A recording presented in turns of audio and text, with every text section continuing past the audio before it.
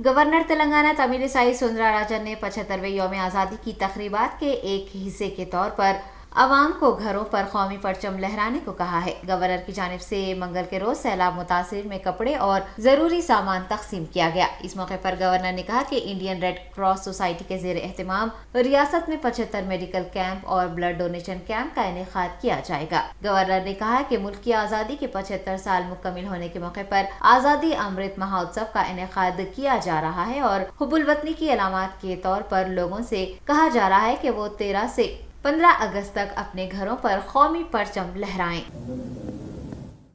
अंदरिकी नमस्कारम। We intend to celebrate our 75th year of independence with great joy and pride.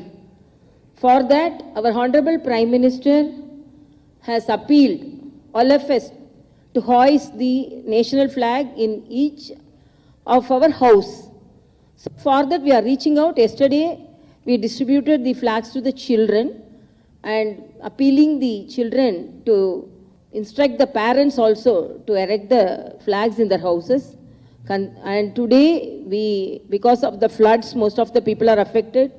So we gave some blankets and some of the materials to people so that they are protected from the floods. So we distributed that, and apart from that, we distributed the flags also to all our sanitary workers and all our people, GHMC workers also, because who are all around Raj Bhavan. And we requested them to hoist the flag, and they are all very happy when they got the flag. They were shouting Bharat Mata Ki Jai. So that amount of enthusiasm I could find out. Telangana state हज committee सदर नशीद मोहम्मद सलीम ने आज Shamshabad international airport के main terminal पर हुजाज के चौथे काफिले का इस्तकबाल किया। हज कमेटी मेंबर सैयद गुलाम अहमद हुसैन, इरफानुल हक, शेख मकबूल, सैयद निजाम व दीगर ने भी हुजाज इकराम का इस्तकबाल करते हुए उन्हें फरीज़ाए हज की अदायगी पर मुबारकबाद पेश की। हुजाज ने फरीज़ाए हज की अंजामदही को यकीनी बनाने पर हुकूमत तेलंगाना और स्टेट हज कमेटी सदर नशीद मोहम्मद सलीम, हज कमेटी मेंबरान का शुक्रिया अदा किया। हाजी लोग सही सलामत पहुँचे और गवर्नमेंट ऑफ तेलंगाना के जो इंतजाम थे, हज कमेटी के तरफ से जो हमारे मेंबर, चेयरमैन, गवर्नमेंट पूरी मिल के जो मिशनरी काम करी है और पूरे एयरपोर्ट के भी ऑफिसर वगैरह सब पूरे जो है ना हमको सपोर्ट करें। और अल्लाह के करम से केसीआर साहब की गवर्नमेंट ने अल्लाह का एहसान है कि जो है ना यहाँ पर अच्छे तरीके से एयरपोर्ट से लेके यहाँ हज हाउस से लेके वहाँ गए तक भी जो है ना पूरा मॉनिटर करे। अल्लाह के करम से हमारे हाजी लोग भी सही सलामत आ रहे हैं और अल्लाह का शुक्र है, अल्लाह भी हम लोग को अच्छा रखे और उनकी दुआ 40 दिन तक कबूल होती है। और हमारी गवर्नमेंट के लिए, हमारे लिए, सबके लिए दुआ करिए कि अल्लाह ताला जो है गवर्नमेंट को भी और 20 साल रखे मुझे हमेशा।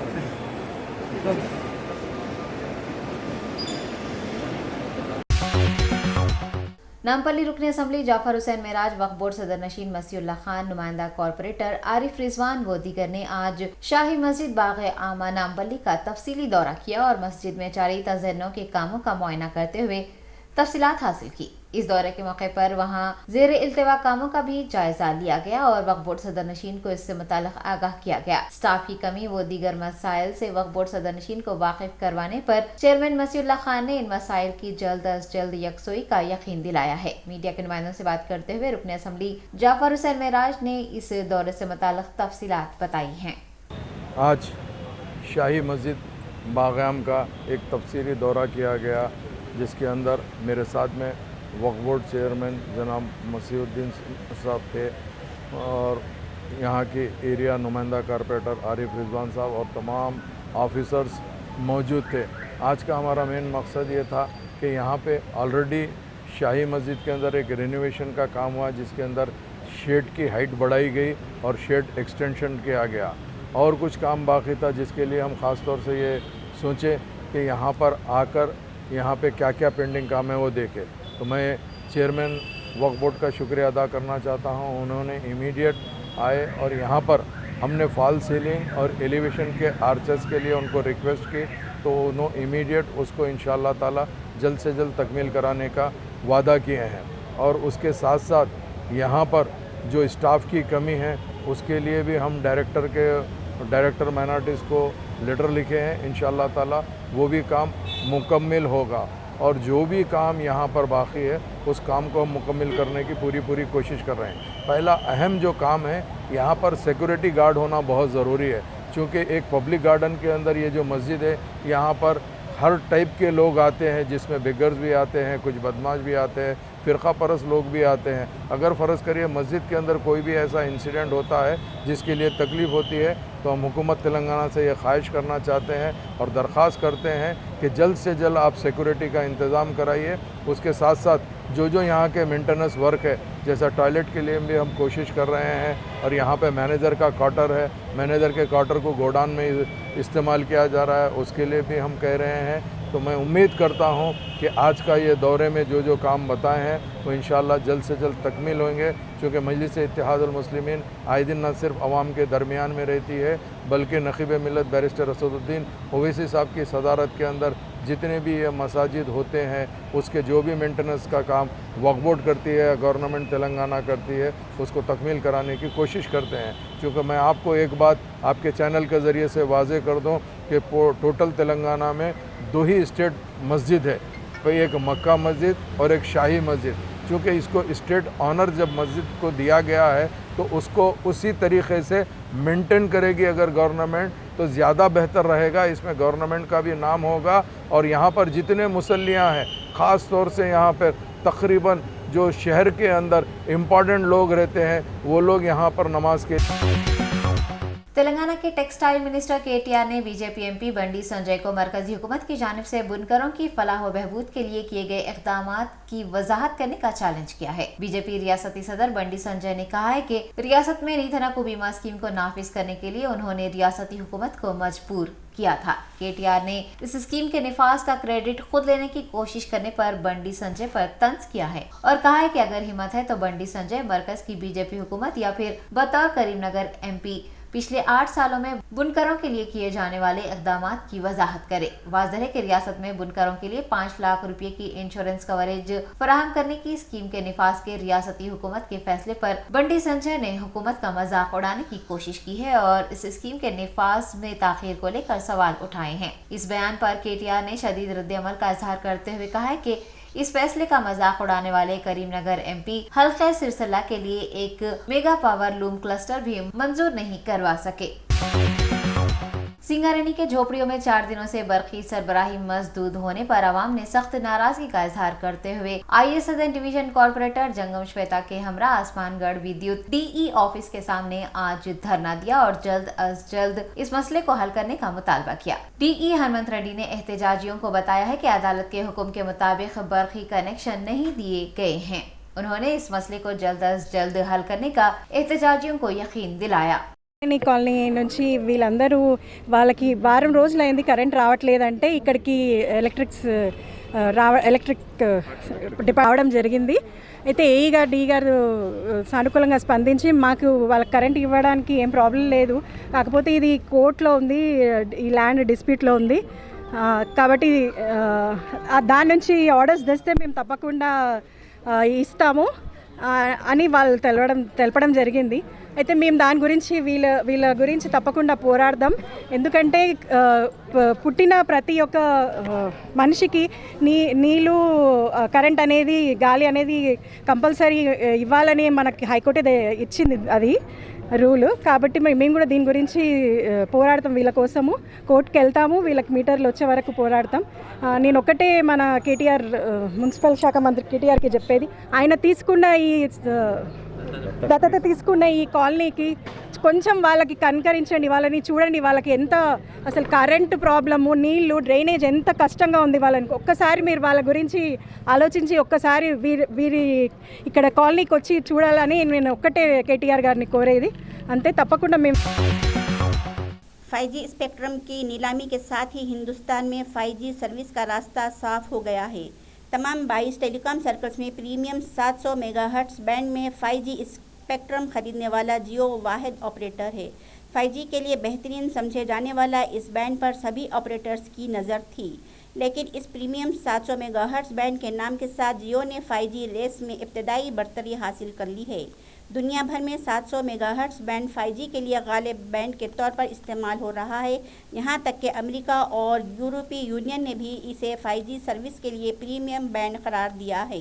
दुनिया भर में इस बैंड की मकबूलियत की बहुत सी वजूहात हैं।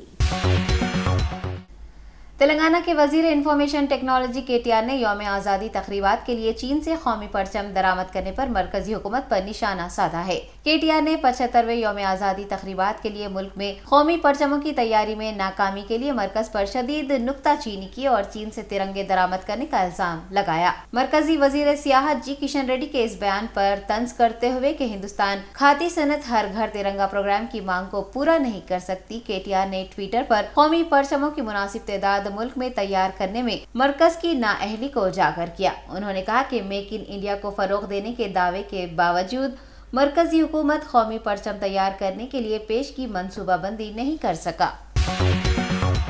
नेशनल हैंडबॉल फेडरेशन सदर जगन मोहन राव और रियासती स्पोर्ट्स चेयरमैन अल्लापुरम वेंकटेश्वर रेड्डी पर मुश्तमिल एक टीम कॉमनवेल्थ गेम्स का मुशाहदा करने के लिए बर्मिंघम इंग्लैंड रवाना हुई है। स्पोर्ट्स मिनिस्टर श्रीनिवास गौड़ की जेर क़यादत रवाना हुई टीम कॉमनवेल्थ मेगा टूर्नामेंट के इंतजामात, खेलों के बुनियादी ढांचे की तरक्की का मुताला करेगी और वजीर आला केसीआर की हिदायत के मुताबिक एक रिपोर्ट तैयार करते हुए हुकूमत को पेश करेगी कि रियासत में खेलों की तरक्की के लिए क्या इक़दाम किए जाने चाहिए। बर्मिंघम रवाना हो रही मिनिस्टर श्रीनिवास गौड़ की टीम का हैदराबाद के RGI पर स्टेट स्पोर्ट्स स्कूल के खिलाड़ियों ने पुरतपाक इस्तकबाल किया। इस मौके पर रियासती महकमा खेल की deputy director Sujata, sports school के OSD डॉक्टर हरिकृष्णा, महकमा खेल के अफसरान मनोहर व दीगर मौजूद थे। शहर हैदराबाद के मसरूफ तरीन इलाके पंजागोटा में TRS रुकने पार्लिमान नामा नागेश्वर राव के बेटे को दिन दहाड़े लूट लेने का वाकया पेश आया है। तफसीलात के मुताबिक पंजागोटा इलाके में MP के बेटे पृथ्वी राज को चाकू की नोक पर नामालूम अफराद ने लूट लिया। पुलिस को शुबा है कि रुकने पार्लिमान के फर्जंद की कार को रुकवा कर नामालूम अफराद ने चाकू दिखाकर उनसे 75,000 रुपये लूट लिए हैं। पंजागोटा पुलिस ने इस सिलसिले में मामला दर्ज कर लिया है और जाँच शुरू की है। पुलिस ने एक रियल स्टेट ताजिर का कत्ल करने वाले 3 अफराद को अंदरून 24 घंटे हिरासत में ले लिया है। इंचार्ज DCP माधापुर संदीप ने बताया है कि माधापुर पुलिस और SOT ने मुलजिम जिलानी फिरोज मुजाहिद को 24 घंटे के अंदर हिरासत में ले लिया है और उनके कब्जे से 2 देसी पिस्तौल, 7 गोलियां, 1 चाकू, 1 कार और 1 मोटरसाइकिल बरामद कर ली है। DCP के मुताबिक मकतूल और हमलावर रियल स्टेट का कारोबार करते थे और जहीराबाद में 200 गज अराजी को लेकर दोनों के दरमियान झगड़ा चल रहा था। दोनों के दरमियान लड़ाई भी हुई, जिसके बाद मुजाहिद ने इस्माइल पर गोली चला दी और अस्पताल मुंतकिली के दौरान जख्मी इस्माइल दम तोड़ गया, जबकि उसका साथी जहांगीर मामूली तौर पर जख्मी बताया गया है। DCP के मुताबिक मुलजिमान को 10 बजे गिरफ्तार किया गया। ठीक है, आप सबको मालूम है कल एक फायरआर्म से हमला हुआ अराउंड 4 और 4:30 के बीच में माधापुर PS लिमिट्स पे। इसमें जो हमला करे वो लोग मोहम्मद मुजाहिद, मोहम्मद जिलानी एंड मोहम्मद फिरोज़ खान है। जो डिसीज्ड है इस्माइल है और इंजर्ड जहांगीर है। ये लोगों का आपस में रियल एस्टेट का मसले चल रहे हैं। तो लास्ट 1 मंथ से डिस्कशंस और कॉम्प्रोमाइज़ के लिए चर्चा चल रहे थे, बट वो नाकाम हुआ। और ये जो अक्यूज़ है ना, प्रायर प्लानिंग से 2 हथियार UP से मंगाए हैं और कल सुबह अराउंड 4 और 4:30 के बीच में ये इस्माइल के ऊपर हमला करके उसे मारे। आज कल शाम में 5 बजे दोनों अक्यूज़ को हमारा टीम पकड़े ये जनवाड़ के पास में, और आज सुबह 10 बजे जहीराबाद में मोहम्मद मुजाहिद को पकड़ के और उनसे कन्फेशन में रिकवरी के लिए चेवेला भेजे। वहाँ पे से चेवेला में एक एर्टिगा कार और फायरआर्म और 3 लाइव एम्यूनेशन सीज़ करे। और ये जो मोहम्मद जिलानी पाशा और मोहम्मद फिरोज़ खान है ना, उनसे यमहा फैसिनो एक कंट्रीमेड पिस्टल, एक 1 dagger and 4 live cartridges seizure करे। ये लोगों को अभी हम जुडिशल कस्टडी के लिए भेज रहे हैं। सर आर्म्स किससे लिए सर? UP से लिए एक उसका नाम तो टुंडा बोल रहे हैं, पूरा इन्वेस्टिगेट करना पड़ेगा पुलिस कस्टडी में। टुंडा UP का वासी है। ये लोग लैंड का डिस्प्यूट है। जिलानी टुंडा के साथ यूपी जाके वहाँ से 2 कंट्री मेड वेपन्स और 7 to 8 एमिनेशन लेके आए। उनके रिलेटिव्स का कहना है कि सर वो 3 जनों के अलावा और भी कुछ लोग हो सकते हैं इसमें इन्वॉल्व। अभी प्रिलिमिनरी इन्वेस्टिगेशन में तो ये लोग ही है। पुलिस कस्टडी लेने के बाद दोबारा इंट्रोगेट करेंगे, उसमें जितने लोग हैं उतने के ऊपर हम कार्रवाई करेंगे। सर जिलानी पे भी कुछ केसेस है क्रिमिनल। जिलानी के ऊपर और मुजाहिद के ऊपर एक 2020 में दुंडिगल पीएस में 307 का केस है और उसका कज़िन के ऊपर वार करे उसका केस है। जिले मेडचल के हल्का असेंबली उपल के मीरपेट एचबी कॉलोनी 4 डिवीजन के फेज 1 प्लेग्राउंड में नाग पंचमी के मौके पर सैकड़ों अकीदतमंदों ने पूजा की। सुबह 6 बजे से ही अकीदतमंदों की कसीर तादाद ने ग्राउंड पहुंचकर पूजा का एहतमाम किया और दीगर मजहबी रसूमात भी अंजाम दी। अकीदतमंदों का मानना है कि नाग पंचमी के मौके पर पूजा करने से उनकी गलतियां माफ होती हैं और उनके बच्चों को निजात मिलती है। एक ऐसे वक्त में जहां महंगाई आसमान छू रही है, पकवान गैस, डीजल, पेट्रोल, खाने पीने की अशिया तक महंगी हो चुकी हैं। महंगाई के इस दौर में आम आदमी बिलखुसूस गरीबों की मुश्किलें बढ़ गई हैं और जमीन की खरीदो फरोख्त और मकानात की तामीर का तस्वुर उनके लिए महाल हो चुका है। ऐसे में जिले रंगारेड्डी के हल्का असेंबली महेश्वरम से इंतखाबात लड़ चुके कोत्ता मनोहर रेड्डी ने अपनी जमीनात गरीबों को डोनेट कर दी हैं, जिसके सबब इन गरीबों में खुशी की लहर दौड़ गई है। तफसीलात के मुताबिक कोत्ता मनोहर रेड्डी ने अपनी रिहाइश गाह पर हल्के महेश्वरम के गरीबों में अराजियात के पट्टे तकसीम किए। कंटेस्टेड एमएलए के मुताबिक पहली किस्त में 1000 से ज्यादा गरीबों को अराजी अतिया की गई है और दूसरी किस्त में भी गरीबों में अराजी के पट्टे तकसीम किए जाएंगे। कंटेस्टेड एमएलए ने बताया कि हल्के महेश्वरम में फी फर्द 60 गज जमीन की तकसीम का प्रोग्राम मुसलसिल जारी रहेगा। अराजियात हासिल करने वाले अफराद बिलखुसूस खवातीन ने कोत्ता मनोहर रेड्डी से इजहार तशक्कुर किया है। నియోజకవర్గంలోని జిల్లలుగూడ గ్రామంలో మరి హేమలత అదేవిధంగా కలమ్మ వాళ్ళిద్దరికీ అలా 60 గజాల చొప్పున డాక్యుమెంట్స్ ఇవ్వడం జరుగుతూ ఉన్నది। ఈ యొక్క ల్యాండ్ చిన్నంపల్లి విలేజ్ ఆమన్గల్ మండలంలో మరి 60 గజాల నా సొంత పొలంలో నుంచి వీళ్ళకి 60 గజాల జాగా వాళ్ళకు రిజిస్ట్రేషన్ చేసి ఇలా డాక్యుమెంట్స్ ఇవ్వడం జరుగుతూ ఉన్నది। మరి యొక్క ప్రక్రియ నిరంతరంగా కొనసాగుతూ ఉన్నది। మరి ఎవరైతే మా నియోజకవర్గంలో మహేశ్వరం నియోజకవర్గంలో పేదవాళ్ళు అవుతున్నారో ప్రతి ఒక్కరిని ఆదుకోవడానికి మేము ముందుంటామని చెప్పేసి ఈ సందర్భంగా తెలియజేస్తాం। మేము గతంలో ఎవరికైతే మాట ఇచ్చామో వాళ్ళందరికీ కూడా ఇలా 60 గజాల చొప్పున సొంత పొలం నుంచి ఇవ్వడం జరుగుతూ ఉన్నది। మరి కేఎంఆర్ ట్రస్ట్ ఆధ్వర్యంలో మరి అనేక సేవా కార్యక్రమాలు జరుగుతూ ఉన్నాయి। అవన్నీ కూడా ప్రజలందరినీ కూడా సద్వినియోగం చేసుకోవాలని చెప్పేసి సందర్భంగా తెలియజేస్తాం। మరి ఈ యొక్క ప్లాట్లు ఇంకా ఎవరికైతే ఇంకా నిరుపేదలు అవుతున్నారో వాళ్ళందరినీ కూడా గుర్తించి రాబోయే రోజులలో ప్రతి ఒక్క పేదవారిని ఆదుకోవడానికి మేము ముందుంటామని చెప్పేసి ఈ సందర్భంగా తెలియజేస్తా ఉన్నాం। रियासत महाराष्ट्र के चीफ मिनिस्टर एकनाथ शिंदे और deputy chief minister Devendra Fadnavis ने मुंबई के दादर में आरएसएस सरबराह मोहन भागवत से मुलाकात की है। आरएसएस सरबराह और सीएम डिप्टी सीएम की ये मीटिंग 50 मिनट तक जारी रही। मुलाकात के बाद एकनाथ शिंदे ने मीडिया से बात करते हुए बताया कि इस मुलाकात का कोई खास मकसद नहीं था और सीएम का ओहदा संभालने के बाद डिप्टी सीएम के हमरा वो आरएसएस सरबराह से मुलाकात कर चुके थे। एकनाथ शिंदे का कहना है कि हिंदुत्व की आइडियोलॉजी पर महाराष्ट्र में हुकूमत तश्कील दी गई है और वो बाल ठाकरे की आइडियोलॉजी के तहत भी काम करेंगे। चीन के शहर वुहान से फैलने वाले मर्स कोरोना वायरस के फैलाव का सिलसिला अभी भी जारी है। हिंदुस्तान में पिछले 24 घंटों के दौरान कोरोना के 13,734 नए केसेस दर्ज किए गए, जबकि 34 अफराद हलाक हो गए। मरकजी वजारत सेहत ने आज दर्ज किए गए केसेस की तादाद गुज़िश्ता रोज के मुकाबले कम दर्ज होने की इतला दी है। मुल्क में 34 अफराद हलाक हो गए हैं और महलूकीन की तादाद 5,26,430 हो गई है। एक्टिव केसों की शरह 0.3% रिकॉर्ड हुई है और 24 घंटों में कोरोना से 17,897 अफराद सेहतयाब हुए हैं। सेहतयाब होने वालों की कुल तादाद 4,33,83,787 हो गई है। मरकजी वजारत सेहत ने सेहतयाबी की शरह 98.4% बताई है। पिछले 24 घंटों के दौरान 4,11,102 अफराद के कोरोना टेस्ट किए गए। मुल्क में टीका अंदाजी की मुहिम के आगाज के बाद से 3 करोड़ से ज्यादा अफराद कोरोना वैक्सीन ले चुके हैं।